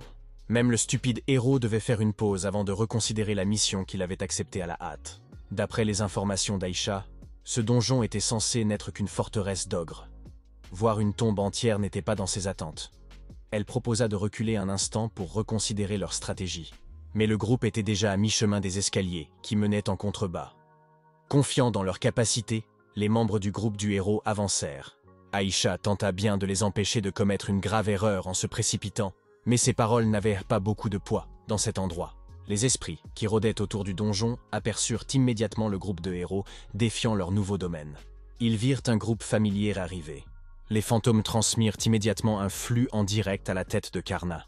Ils sont arrivés juste à temps, car Cecilia était avec Karna à ce moment-là. Il semblerait que le premier adversaire de son nouveau donjon soit le groupe du héros, les meilleurs combattants de l'humanité. Le seigneur des démons et l'ancien dieu furent pris de court en entendant cela. Voyant que leurs premiers adversaires représentaient dans le pire des scénarios, Karna serra le cœur du donjon contre sa poitrine. Même contre des gens qu'il connaissait bien, Karna s'était juré de ne jamais se retenir. Activant la magie à l'intérieur du noyau du donjon, Karna appela les gardiens de tombe à se lever et à fortifier les défenses. Il ordonna également l'achèvement de ce qu'il appelait le cercueil éternel. Comme à l'accoutumée, des monstres morts-vivants commencèrent à surgir des différentes pierres tombales disséminées dans le donjon. Chacun d'entre eux se déplaçait avec une motivation singulière. Suivre la volonté de Karna, ce sont les soldats morts-vivants qui ont accueilli le groupe du héros dans le donjon de leurs anciens alliés. Le chevalier sacré avait des comptes à régler avec ces morts-vivants dégoûtants, tout comme le maître de bataille. Mais même le héros fut surpris de voir des ennemis inconnus les entourer si rapidement. Karna observa le combat imminent depuis le confort de sa chambre. Il vit le groupe du héros hurler contre ces zombies. Cecilia se tenait à l'écart, félicitant le jeune homme d'avoir fait du cercueil éternel un donjon aussi impressionnant que remarquable. Karna rit modestement. Il n'avait pas eu beaucoup de temps pour se préparer, alors il s'était inspiré du donjon où Nodens et les autres s'étaient reposés à l'origine. Il a fait de son mieux, mais il n'a pas réussi à le rendre aussi élaboré que l'original. Pourtant, Même les anciens dieux pensent que ce qu'il a construit ici devrait être plus que suffisant pour arrêter des armées. Un donjon aussi délicat ne sera pas facilement franchi par toutes sortes d'intrusions. De retour à l'étage d'ouverture du donjon, le héros s'est immédiatement accaparé la vedette, fonçant vers l'avant, son épée à la main. Il donna un coup d'épée large et rapide, frappant le premier mort-vivant sur son corps en décomposition. En voyant l'effet de son attaque sur le premier ennemi, il prit confiance en lui et abattit tout le monde de ses mains. Le héros aurait probablement pu abattre les mobs de bas niveau dans la zone d'ouverture du donjon, mais il y avait plus d'ennemis à affronter. Un groupe de fantômes était tapis au-dessus d'eux, attendant leur heure pour frapper pendant que le groupe était distrait. Ces fantômes ne représentaient pas nécessairement une menace mortelle, mais ils étaient indéniablement ennuyeux à affronter. Étant donné qu'il s'agissait d'êtres éthérés sans forme physique, il fallait faire appel à la magie pour s'en débarrasser. Le chevalier sacré leva la main et fit apparaître la lumière divine sur les fantômes qui se transformaient en morts vivants. À la surprise générale, les petits fantômes restèrent indemnes. Ils avaient juste été momentanément aveuglés par la lumière inutile. Réalisant que le groupe de héros n'avait rien à leur répondre, les fantômes éclatèrent d'un rire grinçant, se moquant du chevalier saint. Elle était la seule du groupe à pouvoir faire de la magie. Et cela ne fonctionnait pas. La magie était censée être son travail principal, tandis que le maître de bataille s'occupait des premières lignes. Le héros s'est finalement rendu compte de l'inutilité de son équipe, frustrant ainsi ce bâtard égoïste. Lady Cecilia observa avec inquiétude l'humanité en voyant que c'était là l'étendue de leurs héros actuels. Ils n'étaient même pas capables de faire face à des attaques de fantômes et de morts vivants. Le héros était spécialisé dans les attaques physiques. Il était donc pratiquement inutile contre les êtres magiques. Leur seul espoir serait de disposer d'objets de soutien. Au moment où Cecilia pensait à cette méthode, Aïcha s'éloigna des ombres, à une vitesse impeccable. Elle courait pratiquement le long des murs. Arrivée à l'endroit où se concentraient les fantômes, elle ouvrit une bouteille d'eau bénite pour arroser les esprits indésirables. Au moindre contact avec l'eau bénite, les fantômes les plus faibles se désintégraient. Ils tentèrent de s'enfuir, mais Aïcha ne laissait jamais son travail à moitié fait. Avec son couteau d'argent sacré, elle nettoyait les plus gros fantômes qui avaient survécu à son arrosage spécial d'eau bénite. Une fois la menace imminente éliminée, elle poussa un soupir de soulagement. Au lieu de la remercier d'avoir fait un tel travail de nettoyage, le maître de bataille la critiqua pour sa lenteur. Elle ajouta que si Aïcha pouvait les vaincre, elle aurait dû le faire dès le début. Ils en étaient encore aux premières parties du donjon, et les querelles intestines étaient déjà un problème. Les vibrations qui régnaient à cette fête étaient tout simplement terribles. Lady Cecilia a félicité l'assassin pour ses compétences, mais avec des coéquipiers sans ressources, on ne sait pas ce qu'ils vont faire ensuite. Karna est toujours le nouveau boss de ce donjon. Il doit donc se préparer à affronter le prochain obstacle. Le seigneur démon de la luxure s'est tourné vers lui pour lui souhaiter bonne chance dans sa première défense de donjon. Karna a mis son masque de dragon et a répondu avec assurance. Aïcha coupa court aux bruits inutiles de son équipe de bébés et leur imposa de repenser leur stratégie. Ils doivent battre en retraite tant qu'ils le peuvent. Le héros la regarde comme si elle était folle. Ils pensent que l'avenir de l'humanité est entre leurs mains et qu'ils doivent donc s'enfoncer aveuglément. Aïcha a du pain sur la planche. Elle a beau essayer de démontrer qu'ils sont imprudents, personne ne l'écoute. Le héros pense que le problème est mineur. Il s'agissait simplement d'un mauvais match initial. De plus, il pouvait utiliser les objets qu'Aïcha avait en réserve. Elle argua que l'eau bénite était une denrée précieuse et coûteuse, et qu'elle ne pouvait donc pas être utilisée à la légère. Le maître de bataille s'est empressé de l'accuser de retenir des ressources, alors que ses camarades bravèrent le danger. Le chevalier sacré ajouta que servir le héros était une tâche inestimable. De plus en plus en colère contre ces idiots sans cervelle, elle leur dit de payer eux-mêmes les bouteilles. Dans son esprit, elle est déjà prête à quitter cette fête à la fin de la quête. Pour la convaincre de continuer à pousser le donjon, le héros lui propose de payer pour chaque eau bénite utilisée. Mais Aïcha doit promettre d'en utiliser plus si nécessaire. Faisant de son mieux pour survivre à la mission, Aïcha accepta avec mécontentement. Mais elle voulut ajouter une condition avant qu'ils ne continuent. Ils doivent battre en retraite et se regrouper maintenant. Ils n'utiliseront les précieux consommables que s'ils rencontrent d'autres ennemis en chemin. Le héros répondit par un haussement d'épaules nonchalant. Après quelques minutes, ils laissèrent finalement l'assassin et l'éclaireur expérimenté prendre les devants pour trouver la sortie. Ils ne marchaient que depuis quelques minutes, et les signes d'une sortie apparaissaient déjà au bout d'un tunnel sombre. Chaque parcelle de raisonnement logique dans son esprit lui disait que quelque chose n'allait pas, et que la sortie n'était pas censée être si proche. Peut-être s'agissait-il d'un piège flagrant. Mais le reste du groupe de héros et leur petit cerveau ne pouvaient pas comprendre cette possibilité. Ils étaient simplement heureux d'entrer dans une pièce où il n'y avait aucun ennemi. Avant qu'Aïcha ne puisse arrêter les trois compères, une porte métallique à barreaux sortit de nulle part, les piégeant sur place. La sortie supposée était fermée, tout comme la voie par laquelle ils étaient entrés. Comme le craignait Aïcha, ils étaient entrés volontairement dans un piège évident. Rose d'effroi, une présence obscure se fit connaître. Cette tempête de mal se transforma lentement en une forme physique.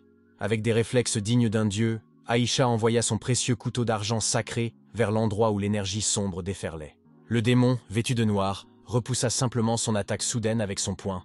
Aïcha regarda ce nouvel ennemi, et toutes les couleurs de son visage s'éteignirent sous l'effet de la peur. Ce démon n'était autre que Karna, portant le masque de dragon. Il félicita Aïcha d'avoir réussi à percer l'illusion du Saule, un exploit pour le moins impressionnant. Un nouveau sceptre à la main, il salua le groupe de héros et leur souhaita la bienvenue dans un donjon de son cru. Que ferait Karna? Que peut répondre le groupe de héros? Voyons comment cela va se passer. Karna, sous l'apparence d'un démon, se tient devant le héros, l'âme dégainée. Vol lui avait conseillé de ne pas faire intervenir ses vieux esprits dans ce combat, pour des raisons de sécurité. Depuis le peu de temps qu'ils travaillaient avec le héros, ils avaient déjà vu la manifestation des anciens dieux. S'ils parvenaient à découvrir qu'un humain est devenu un ennemi de l'humanité, les grands-parents de Karna seraient en grand danger. C'est la dernière chose qu'ils souhaitent, alors il est d'accord pour s'appuyer sur son pouvoir pour repousser ce groupe.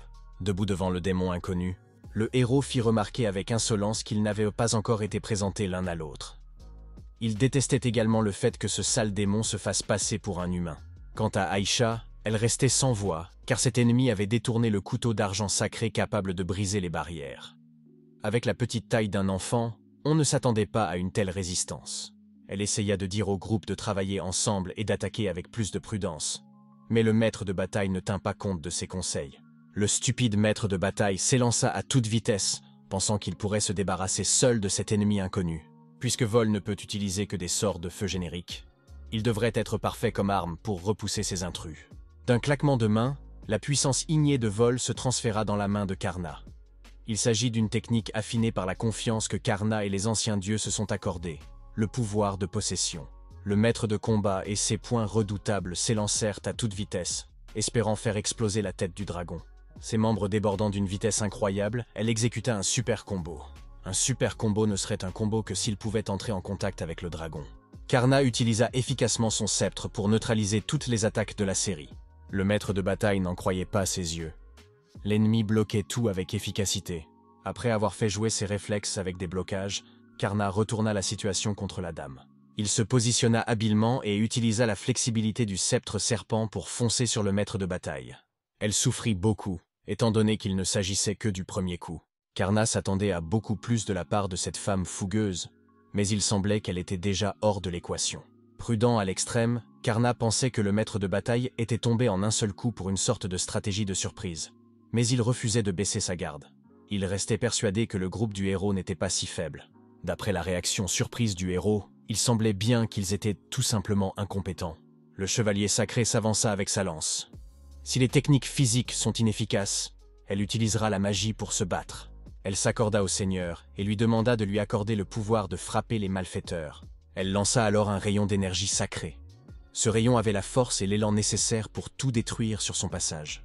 Et il se trouve qu'elle a dirigé le sort sur le chemin de son camarade inconscient. Au vu de l'explosion provoquée par l'atterrissage de la mèche sacrée, la mort s'annonçait facile. Le chevalier sacré sourit, pensant qu'elle avait eu le dernier mot. Aïcha, quant à elle, lui reprocha d'avoir attaqué en direction d'un allié. Elle n'était pas gênée par ses commentaires, juste excitée à l'idée de ranimer le maître de bataille impliqué par son attaque. Aïcha l'a averti de s'approcher prudemment, mais elle ne l'a pas écouté. C'est ainsi qu'un rayon d'énergie noire s'abattit sur elle sans résistance. Le chevalier sacré poussa un cri de douleur, tandis que l'énergie noire faisait des ravages dans son corps. Elle fut renvoyée à l'endroit d'où elle venait initialement. Aïcha était aussi surprise que les autres.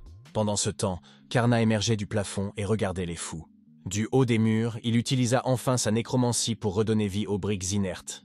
Aïcha regarda l'ennemi de plus près et cette technique physique. La magie à laquelle ils étaient soumis était clairement supérieure à tout ce qu'ils avaient jamais rencontré. Pendant ce temps, Val maudissait les humains en bas.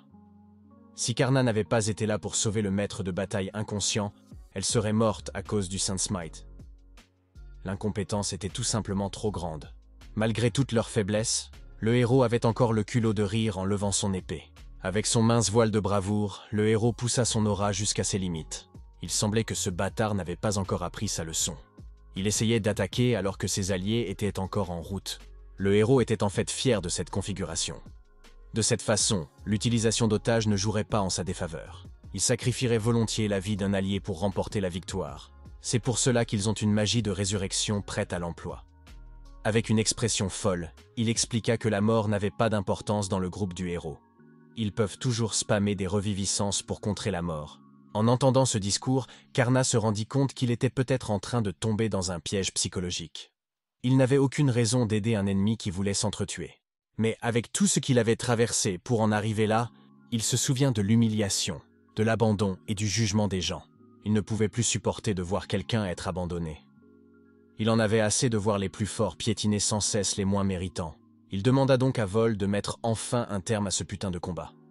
La durée de possession s'achevant, la boule d'esprit enflammée se libéra dans le monde. Rechargé de toute sa puissance, le vieux dieu Volvados se manifesta dans le plan matériel sous sa forme de dieu du feu. Les dernières forces du héros ont dû s'effondrer à la vue du vieux dieu. Il exécuta l'attaque qu'il préparait. Une démonstration de la véritable puissance du héros, la lame de lumière sacrée. Elle avait le tranchant nécessaire pour tout découper sur son passage. Mais Vol se contenta de rester devant la lame, imperturbable. Avec un léger sourire sur son visage juvénile, Volvados ramena son poing en arrière pour donner un simple coup de poing. Ce mouvement apparemment simple entraîna la libération du tonnerre de feu, une technique purement destructrice qui pouvait dévorer les espoirs de n'importe qui. La lame et le tonnerre de feu se heurtèrent l'un à l'autre. L'un était un pouvoir conféré au plus puissant guerrier de l'humanité. L'autre était un pouvoir libéré par un dieu littéral. Il n'était pas surprenant de voir le slash se tordre et se briser sous le feu de Volvados. Lorsque son attaque ultime fut enfin neutralisée, le héros resta sur place, incapable de trouver ses mots. Il n'était pas effrayé par la mort possible de ses camarades, mais il était ébranlé par sa propre impuissance. Il se croyait infaillible. Il était censé être le plus fort et le plus grand de tous les temps. Mais voilà qu'il était exposé à une puissance qui dépassait son entendement. Ce pouvoir provenait du monstre qui les avait enfermés dans une prison hermétique, avec l'étrange homme de feu volant. Il se demanda ce qu'étaient exactement Karna et Volvados. Qui étaient ces puissances, et quel était leur but? Mais l'ego du héros ne veut pas céder. Il ricana et déclara que ce n'était pas encore fini. Tant qu'il aurait l'épée sacrée, le combat continuerait. Mais il semblait que même l'épée sacrée l'avait abandonné. Sans crier gare, l'arme légendaire se brisa en deux, laissant tomber la lame au sol. L'armure complète du héros suivit le mouvement. L'équipement impénétrable se dissolvait lentement. Cela dura quelques minutes, avant que le héros ne se retrouve avec rien d'autre que ses sous-vêtements, confus et paniqués. Son épée sacrée et son équipement s'étaient effondrés si soudainement, en même temps que sa santé mentale. Il accusa les ennemis en face de lui d'avoir utilisé une magie aussi sournoise pour le priver de son pouvoir. Mais Karna et Vol n'avaient rien à voir avec cela. Aïcha expliqua qu'un héros ne peut acquérir du pouvoir qu'en vainquant le mal et en accomplissant des actes justes. Que se passerait-il si vous faisiez le contraire? Si vous abandonnez vos camarades sans culpabilité ni repentir, il est normal que l'équipement sacré abandonne son porteur. Le héros soutenait qu'il n'avait même pas abandonné de camarades pour de vrai. Cet imbécile croyait sincèrement que laisser 2 pièces d'or à un jeune homme en le chassant de la fête était un acte généreux pour un allié dont on n'avait plus besoin. Quant aux camarades inconscients qui jonchèrent le sol, il jurait qu'il se préparait encore à les aider. Ce bâtard désespéré essayait de convaincre Aïcha de toutes ses forces, mais il prêchait son égoïsme au mauvais public. Mettant ses lunettes, Aïcha expliqua que dans ce monde, les âmes sont classées en 2 catégories. Une bonne âme protège et nourrit les autres. Une âme mauvaise, en revanche, donne la priorité à ses propres intérêts plutôt qu'à ceux des autres. Ces attributs sont liés aux actions d'une personne et peuvent comme changer facilement. Les lunettes dont Aïcha vient de s'équiper s'appellent les lunettes de la vérité. Elles révèlent les attributs réels d'une cible. En regardant le corps nu du héros, elle ne voyait que le mal. Il était déjà devenu un sage déchu qui avait perdu sa révélation divine. Le héros, Norris Palladius, était un homme mauvais. Le fait d'être forcé de voir ses erreurs et la noirceur de son âme a failli lui briser le cerveau. Aïcha lui a expliqué qu'il n'est pas naturel pour un chef de trahir un allié. Norris n'était pas seulement un héros frauduleux. Il était si vil qu'il devrait être disqualifié en tant qu'humain dès le départ. Il se leva, l'esprit en ébullition, tout en réfléchissant aux moyens de sortir de cet endroit, de se débarrasser de tous ces gens, et de repartir à zéro. Norris n'eût couru vers la sortie scellée, suppliant quelqu'un, n'importe qui, de l'aider. Ironie du sort, sa course folle dans toute la pièce le fit glisser sur les restes de son armure sacrée. Sans aucune protection, l'idiot sentit sa peau s'écorcher contre le sol froid et dur. Karna brandit son sceptre en direction du héros. Il ignora Aïcha et se concentra sur le ver pathétique qui rampait sur le sol. Pourtant, Aïcha ne pouvait pas rester les bras croisés alors qu'un autre humain était sur le point de mordre la poussière devant elle. Le cœur lourd, l'assassin se plaça devant l'attaque de Karna pour sauver le héros malgré elle. Heureusement pour elle, ce sort n'avait rien d'offensif. Ce n'était qu'un simple sceau qui atterrissait sur ses mains. Karna, la voix toujours déguisée, demanda à Aïcha si elle voulait arrêter, car il ne voulait pas jouer trop brutalement. Son raisonnement était qu'elle devait faire son travail puisqu'elle était payée pour le faire. Elle respecterait donc sa part du contrat, même si cela signifiait qu'elle devait garder un bon à rien qui se faisait passer pour un héros. Elle sortit une autre lame sournoise à lancer. Elle montrait sa détermination à se battre jusqu'au bout. Karna resta calme à la vue de la lame qui arrivait. Il ne prit pas la peine d'esquiver ou de bloquer, car il avait quelques esprits spécialisés pour le faire à sa place. Appelant ses crânes volants, ils s'élancèrent immédiatement pour le mettre hors d'état de nuire en volant. Ces crânes étaient très rapides lorsqu'ils travaillaient en conjonction avec le mouvement fantôme de Karna, se téléportant instantanément derrière l'assassin. Avant qu'Aïcha ne puisse tourner la tête en direction de l'ennemi, le sceptre de Karna lui assénait déjà un coup désorientant sur le côté de la tête. Un coup et l'assassin chevronné était hors d'état de nuire. C'est dire l'efficacité de Karna. Il est peut-être temps de punir le faux héros. Ce ver de terre pensait à s'enfuir alors que ses alliés étaient aux prises avec un ennemi insondable. Il n'y avait aucune chance qu'il y parvienne. Mais une main secourable, ou plutôt une botte, vient d'arriver pour maintenir Norris la menace en place. Le démon Lord Cadence de Lady Cecilia, qui fait froid dans le dos, remplit la pièce en insultant la faiblesse du héros. Norris, nu, essaya de tourner la tête pour voir qui lui marchait dessus. Il vit une féline inconnue. Il n'avait jamais vu un seigneur démon de haut rang en chair et en os. Lady Cecilia Isréféré s'est donc présenté comme le seigneur démon de la luxure. Le héros trébucha sur ces mots. Un donjon dirigé par un seigneur démon, c'était du jamais vu. S'il l'avait su, il n'aurait pas eu l'audace de le défier. Lady Cecilia expliqua malheureusement qu'il était impossible de changer le passé a posteriori. Tout ce qu'ils peuvent faire, c'est assumer les conséquences de leurs actes. D'ailleurs, si le héros n'avait pas été une si horrible saleté d'humain, il n'aurait pas perdu sa révélation divine. S'il s'était bien coordonné avec ses camarades, ils auraient pu se battre. Comme s'il n'avait pas entendu toutes ces critiques, le héros releva la tête, souriant en suppliant de faire n'importe quoi pour être sauvé. Il se tournerait même vers le côté obscur s'il le fallait pour être épargné. Entendre cette offre grotesque mettait Cecilia hors d'elle. Elle n'avait pas besoin de vers comme ce type. Il ne faut jamais sous-estimer l'armée d'un seigneur démon. Cecilia veilla à ce que Karna entende ses paroles suivantes. Elle a établi que les démons considèrent les individus comme mauvais. C'est pourquoi ils travaillent ensemble pour atteindre un but inatteignable seul. C'est le but de l'armée du seigneur démon. C'est différent du simple égoïsme. Karna sentait que le seigneur des démons essayait de lui enseigner quelque chose, mais le jeune homme n'arrivait pas encore à le comprendre. En regardant vers le bas, Lady Cecilia jugea que Norris Palladius, le héros déshonoré, n'avait pas assez de valeur pour être tué en ce moment. Karna leva donc son sceptre pour s'occuper de cette ordure. Pour repousser efficacement le bâtard, il invoqua quelques boules de feu renforcées par le Phantom Move. Ces boules de feu fusionnèrent rapidement sous les corps du groupe de héros, les soulevant sans brûler leur peau. Lorsque le Phantom Move fit son effet, ils furent repoussés hors de la salle des pièges. Les portes se refermèrent rapidement derrière eux, laissant le seigneur démon et le jeune homme masqués seuls. Elle lui demanda comment il se sentait après cette première défense de donjon. En retirant son masque de dragon, Karna avoua qu'il se sentait rafraîchi. Il pensait être prêt à se dévouer à la cause maintenant. Désormais, il promettait de devenir un redoutable ennemi de l'humanité pour le bien de Lady Cecilia. Elle reconnaissait sa valeur, alors que tous les autres ne voulaient le pas de lui. Tapotant sa tête, Cecilia se sentait extrêmement heureuse d'avoir Karna à ses côtés. Elle lui demanda de continuer à faire de son mieux à partir de maintenant. Maintenant qu'ils étaient sur la même longueur d'onde, il était temps de s'occuper de l'éléphant qui restait dans la pièce. Il devait en parler à Aïcha, l'assassin, de diverses choses. C'était une prisonnière très précieuse. Loin du donjon, nous nous tournons vers le pays de la violence, Kal-Kazaan. La nouvelle de la défaite du Héros était déjà parvenue dans cette région reculée. Un gobelin s'est agenouillé devant son maître pour lui faire part de l'évolution du nouveau donjon, jusqu'à l'apparition de la seigneurie des démons de la luxure en personne. Non seulement cette fille s'est emparée du donjon qui appartenait au seigneur de Kal-Kazaan, mais elle a aussi arraché la tête du héros, Le seigneur démoniaque de la cupidité, Guruga Zaraga, devra peut-être intervenir pour régler ce problème. Ce bâtard aux allures de Ganondorf a jeté son dévolu sur Lady Cecilia. Dans la capitale, la nouvelle de la défaite du héros était également parvenue à la guilde des aventuriers. La guilde avait été informée que le héros avait perdu son pouvoir divin et était devenu ce qu'on appelle une épée brisée. Prenant ce déshonneur au sérieux, le royaume l'a secrètement exécuté. Quant à ses deux compagnons, ils ont également été mis hors d'état de nuire pour dissimuler la défaite. Dans ce cas, qu'est-il arrivé à leur seul membre compétent, la mercenaire chargée de surveiller et d'aider? Aïcha n'était pas revenue non plus. Elle figurait sur la liste des personnes les plus susceptibles d'être capturées pour être interrogées en tant que source de nouvelles informations.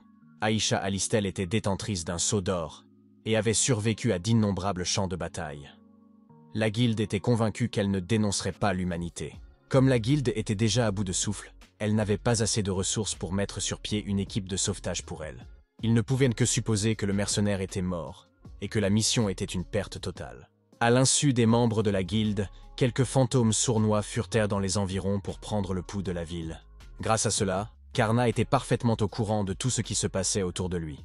Dans sa confortable chambre funéraire, il étudiait les plans du donjon, pensant qu'il serait impossible d'en augmenter la difficulté.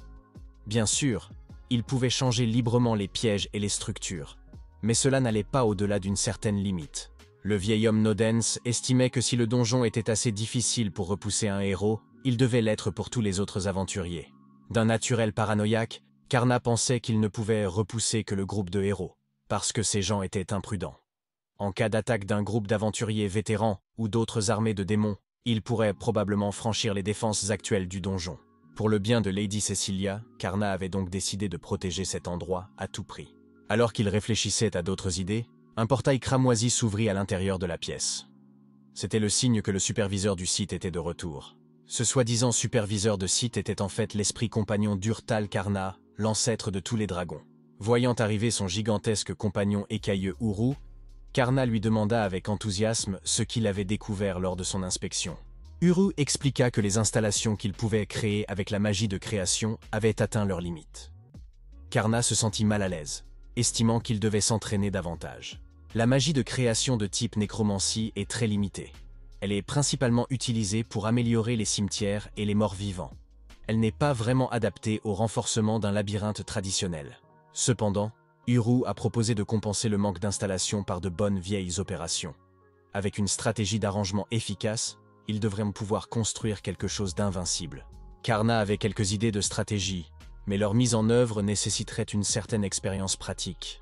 S'ils voulaient bien faire les choses, ils avaient besoin de quelqu'un qui comprenne le point de vue d'un aventurier. Par chance, ils avaient peut-être la personne idéale pour ce travail. Karna remit son masque de dragon et sa cape en lambeaux avant de sortir. Avec un sourire innocent, il déclara qu'il consulterait cette personne. Cette personne mystérieuse était en train de hurler à plein poumon, se plaignant du traitement inhumain qu'elle subissait. L'assassin, d'ordinaire nonchalant, hurlait pour que la punition cesse. Sa punition était inhabituelle. Elle avait été déposée dans une cellule de prison envahie par des chats mignons dotés de petites ailes de démon. Elle pensait que ses geôliers essayaient de la désarmer par la mignonnerie. En regardant le gros chat blanc et son sourire mignon se disputer son attention, Aïcha avait du mal à se contenir. Aïcha avait du mal à se retenir. Elle se mordit la langue et fit de son mieux pour rester aussi calme que possible. Aïcha ne savait pas à quoi jouer ces démons, mais elle ne se laisserait pas facilement tromper par des méthodes aussi abjectes. Elle se promit de ne jamais tomber dans un piège aussi évident que celui d'un mignon chaton demandant des caresses sur le ventre. Mais en fin de compte, Aïcha n'était qu'une humaine. On ne peut pas résister à la tentation d'un chat démoniaque qui demande des caresses sur le ventre. Elle a fini par céder et a câliné les chats duveteux, chauds et mignons. Aïcha était tellement à fond qu'elle répondait par des miaulements au chaton poilu. Elle a été arrachée à son rêve lorsque le type au masque de dragon est apparu de l'autre côté des barreaux de la prison. Portant toujours l'un des chats, elle demanda comment les démons avaient découvert son amour pour les chats. Mais non, elle a demandé comment les démons avaient découvert son amour pour les chats. Elle demanda ce que ces démons essayèrent de faire. Karna avoua avoir utilisé la nécromancie pour lire dans son âme. Aïcha fut déconcertée. Cela signifiait qu'il lui avait déjà soutiré des informations à son insu. Karna découvrit qu'elle s'appelait Aïcha Alistel, qu'elle avait 24 ans, et qu'elle était une mercenaire assassine dotée du talent de mettre des objets rares. Il vit aussi que son hobby était de sauver des chats errants dans les bidonvilles de la capitale. Des souvenirs d'elle nourrissant et donnant des potions à des chatons malades ressortent de la lecture d'âme. Entendre divulguer son secret la mettait mal à l'aise. Karna ne pouvait pas vraiment lire des souvenirs détaillés, mais il en voyait assez pour comprendre le passé et les goûts d'Aïcha. Aïcha aimait les chats et il n'y avait rien de mal à cela. Elle pensait que les chats étaient honnêtes, contrairement aux humains. Ils n'ont pas la notion de trahison. Karna était d'accord. Il trouvait que l'amour qu'elle portait à ses bébés à fourrure était magnifique. Aïcha a un peu baissé sa garde, mais elle restait vigilante. Croyant parler à un démon, elle s'assit et affirma qu'il serait vain d'essayer d'acheter ses faveurs avec des chats. Elle n'avait pas peur de la mort, et elle emporterait volontiers ses informations dans la tombe. Elle était payée avant la mission. Empêcher les fuites d'informations faisait partie de son travail. Karna cessa de changer de voix et retira son masque de dragon en admettant qu'il n'en voulait pas à la vie de la jeune femme. Dès qu'Aïcha a vu le visage sous le masque, le déclic s'est produit. Celui qui avait battu la fête du héros n'était pas un démon impitoyable. C'était le gamin qu'ils avaient expulsé, Karna Nécromose. Karna ne savait pas que cette fille le reconnaîtrait immédiatement. Mais c'est normal, car c'est Aïcha qui l'a recommandé au héros. Plus important encore, elle se demandait pourquoi un humain comme lui servait le seigneur des démons. Lorsqu'on lui demande s'il a trahi l'humanité, Karna répond joyeusement qu'il l'a fait. Karna a répondu joyeusement par l'affirmative. En vertu du contrat du seigneur démon, il a obtenu un meilleur salaire et de meilleurs avantages, ce qui est la meilleure chose qui soit. Mais ce n'est pas tout. Il a vraiment trouvé que travailler sous les ordres de Lady Cecilia Fun était une expérience d'apprentissage très fructueuse. Il a été plongé dans la société inconnue des démons, un endroit où la force règne en maître. La force détermine tout dans la vie. Les démons établissent une hiérarchie stricte basée sur la richesse, le pouvoir, la puissance militaire, le charme et bien d'autres choses encore. Mais dans cette société, un trait de caractère comme la mignonnerie est largement considéré comme une faiblesse. Un trait de caractère peu valorisé, ce qui nous amène aux chats. Ces chats monstrueux sont principalement utilisés comme cible d'entraînement ou simplement comme nourriture pour d'autres monstres. Aïcha n'avait jamais pensé que ces chats mignons étaient traités avec une telle cruauté. C'était un triste spectacle d'une culture étrangère. C'est pourquoi Karna voulait faire quelque chose, n'importe quoi, pour sauver ces chats. Il voulait continuer à repousser les aventuriers sans tuer d'humains. Il voulait construire un donjon qui ne ferait que drainer continuellement leur pouvoir magique. Pour ce faire, le jeune homme parvint à la seule conclusion possible. En utilisant son propre pouvoir, il voulait créer une zone où les chats monstrueux pourraient prospérer et vivre dans un donjon qui semblait pouvoir être conquis, mais qui ne l'était pas. En entendant le plan de création d'un donjon aussi efficace, Aïcha eut la chair de poule. Elle demanda à Karna s'il n'hésitait pas à trahir l'humanité. Eh bien, aux yeux du jeune homme, il n'y a pas beaucoup de différence entre les démons et les humains. Il en sera de même quel que soit son camp. Aïcha se disait tranquillement que l'humanité avait déconné en faisant de ce gamin un ennemi. D'une certaine manière, Karna était une menace pire qu'un roi démon. Il commença à lui présenter la proposition. Ils avaient besoin d'un conseiller qui s'y connaissait en aventurier pour créer un donjon capable de produire du mana à l'infini. Tendant la main à Aïcha, il lui demanda si elle serait prête à signer un contrat et à devenir sa subordonnée. Elle ne put s'empêcher de demander quelle serait la rémunération, sachant pertinemment qu'elle risquait de tomber dans un autre piège. Karna lâcha le chiffre de 10 millions d'or comme prime de signature et un salaire annuel de 10 autres millions par la suite. Payé par les poches profondes du seigneur démon, bien sûr. Cela représentait en gros le double du salaire du groupe de héros. C'était aussi beaucoup mieux que l'offre dérisoire du royaume, mais elle résistait encore, pensant que Karna utilisait son amour des chats pour dénoncer l'humanité.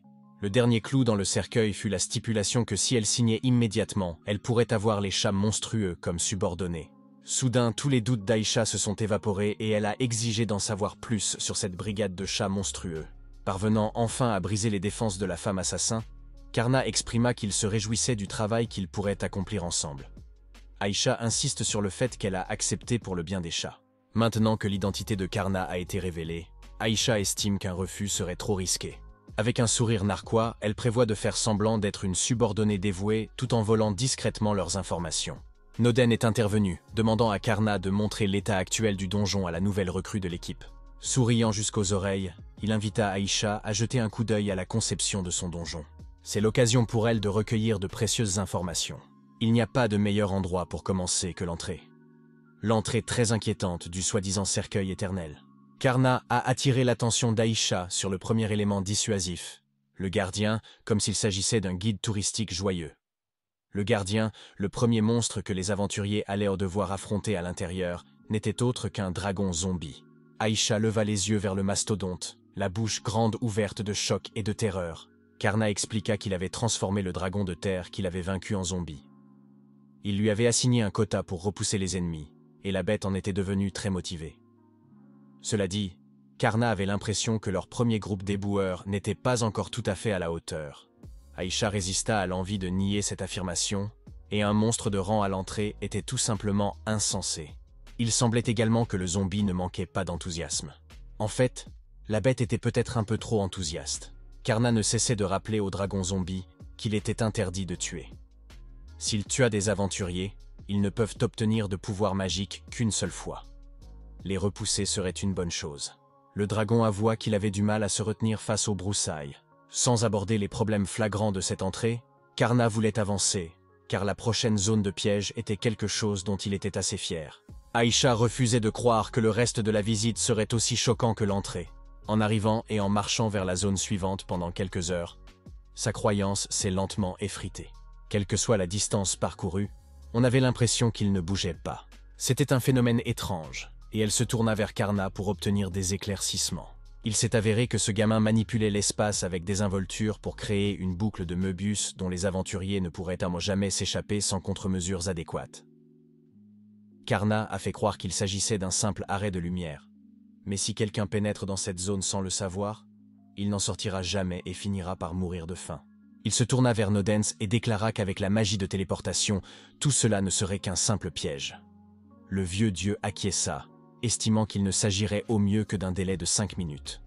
Leurs hypothèses sont tellement faussées par leur propre pouvoir. Karna pressa Aïcha de se dépêcher, car il y avait encore beaucoup de pièges à montrer.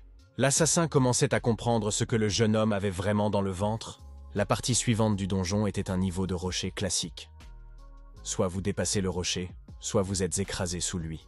Puis il y avait les pièges à pointe, si bien cachés qu'elle ne pouvait pas les repérer. Sous l'assaut du tonnerre violet qui se déversait dans la salle suivante, elle finit par comprendre que ce que Karna avait créé tout seul était un donjon vraiment imbattable. En arrivant à la dernière salle de piège, où il accueillerait ceux qui seraient assez forts pour atteindre la fin, Aïcha soufflait et haletait. Karna croit encore sincèrement qu'il a fait quelque chose de léger et d'embarrassant. Un donjon qui a besoin d'être amélioré. Aïcha a déclaré que les intentions meurtrières qui régnaient dans tout l'endroit étaient trop fortes. C'est un peu comme l'enfer, mais en plus doux. Fixé sur le mot doux, Karna pensa d'abord à faire quelque chose de plus solide, sinon des aventuriers et d'autres démons risquaient de passer à travers. Une autre voix ancienne intervint, disant qu'Aïcha était plutôt dure. Uru se téléporta dans la dernière salle pour insister sur le fait que ne pas répondre à la demande d'un utilisateur était une honte pour l'ingénieur. Tout ce dont il avait besoin, c'était de suggestions, et il ferait en sorte que les améliorations du donjon se concrétisent. En voyant un autre dragon, Aïcha a été visiblement ébranlée. Karna présenta Uri comme un fantôme qui vivait à côté de sa famille. Un dragon habile de ses mains qui aide à l'amélioration des donjons. C'est aussi l'ancêtre de tous les dragons, celui-là même qui régnait sur le monde dans ses histoires mythiques. Nodens se souvient encore du combat qu'il a mené contre Uru et les autres dieux extérieurs, il y a bien longtemps. Aujourd'hui, Uru surveille tranquillement le monde depuis son coin privé, sous la forme d'un esprit qui suit Karna. Si vous étiez Aïcha, que diriez-vous de cette histoire ridicule? Karna a remarqué qu'Uru avait peut-être du mal à leur parler lorsqu'il est sous une forme aussi imposante. L'ancêtre de tous les dragons s'est donc empressé de rapetisser jusqu'à ce qu'il soit encore plus petit que le jeune homme. Sous sa forme miniature, il ressemblait à une peluche de dragon. Aïcha avait l'impression de voir un rêve se dérouler en temps réel. Devant elle, un sage qui commande aux dieux extérieurs et l'ancêtre des dragons. L'humanité a-t-elle une chance? Aïcha se souvient que ces êtres OP restent silencieux, car ils croient qu'il existe une existence plus forte en dehors de leur bulle. S'ils apprenaient là que l'humanité ne peut rien contre une fraction de leur puissance, qu'il n'y a personne au monde capable de percer un labyrinthe aussi démesuré, les choses pourraient se gâter très vite. Elle imaginait Karna et ce seigneur démoniaque découvrant que l'humanité était faible, qu'il n'y avait pas à hésiter, et qu'il pouvait commencer à la détruire. Avec le talent du jeune homme, il pourrait probablement provoquer l'apocalypse à lui tout seul. Aïcha a beau être cynique à l'égard des gens, la destruction du monde dépend de ses prochaines réponses. Lorsque Karna a remarqué qu'elle se comportait bizarrement, elle a essayé de faire comme si de rien n'était. Elle a pris le relais et a précisé que le but du donjon était de drainer la magie sans tuer. Pour cela, il faut supprimer l'intention de tuer. Le format actuel est trop difficile pour la majorité des aventuriers. Il devrait être abaissé jusqu'à la moitié pour rendre le donjon plus accessible à un plus grand nombre de personnes. Nodens, Karna et Uru ont été impressionnés par la facilité avec laquelle Aisha a eu l'idée de corriger la configuration actuelle. Ils se mirent à travailler avec enthousiasme sur les pièges de la section centrale, le placement des monstres et les améliorations générales. Aisha, quant à elle, ressentait le poids de l'équilibre du monde sur ses épaules. Si la faiblesse de l'humanité est connue, la destruction suivra. À son humble avis, la destruction des royaumes privilégiés, devenus complaisants et cruels, ne devrait pas poser de problème. Mais dans les bidonvilles de la capitale royale, Aisha s'était fait des amis et une famille pour la vie, sans parler des chats errants qui s'occupèrent de leurs affaires. Aisha s'est résolue à jouer son rôle et à empêcher la destruction de la planète. Elle a toujours l'intention d'infiltrer l'armée des démons tout en s'assurant qu'ils ne se rendent pas compte de son espionnage, tout en les empêchant de réaliser que les humains sont faibles. 1 mois s'est écoulé depuis. Le cercueil éternel est devenu un véritable succès pour les aventuriers de tout niveau. La plupart des novices pouvaient se sentir puissants en affrontant les faibles mobs squelettiques à l'entrée. Le cercueil éternel a également eu la réputation d'être le donjon qui a vaincu le héros, ce qui a fait exploser les affaires. Les gens ont compris qu'il fallait éviter la zone intermédiaire. En s'attaquant aux mobs extérieurs, ils finissaient par obtenir du butin. C'est une mine d'or. Avec la progression du donjon, les membres de la maison du seigneur du démon de la luxure ont convoqué une réunion de direction. Sans savoir ce qui se passait, les dirigeants s'inquiétèrent du nouveau donjon. Belphagor souleva la question brûlante des objets volés en permanence par les humains dans le cercueil éternel récemment créé. Il n'est peut-être qu'un serviteur du seigneur démon, mais Belphagor voulait tout de même une explication concernant l'hémorragie constante de leurs richesses. Il se tourna vers Lady Cecilia et Karna pour obtenir des réponses.